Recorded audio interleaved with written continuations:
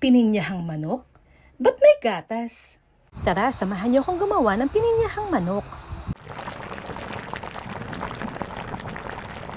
Ito lang ang kailangan natin: garlic, carrot, onion, hiwain ng ganito. Kailangan din natin ng patatas, hiwain siya ng pa-cube. Sa mainit na kawali, ang una nating lulutuin ay itong carrot kasi ito matagal tong lumambot kaya ipiprito natin siya. Hanguin na kapag luto na. Ngayon ay magigisa naman tayo. Unahin natin ang sibuyas, sunod natin yung bawang. Kapag luto na, ilagay na natin ang manok.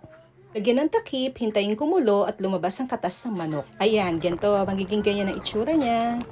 Lagyan ng paminta, ng patis, pampalasa. Kapag luto na ang manok, pwede na natin ilagay ang gatas.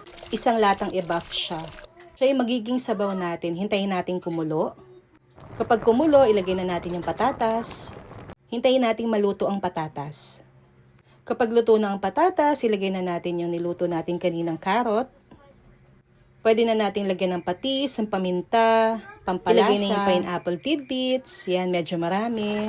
Hintayin lang ulit kumulo. Ayan, luto na siya. Ito na, tikman na natin. Ayan o, tingnan nyo, sauce pa lang yan o. Ulam na. Tara, kain na! Please like and follow our page. Salamat po!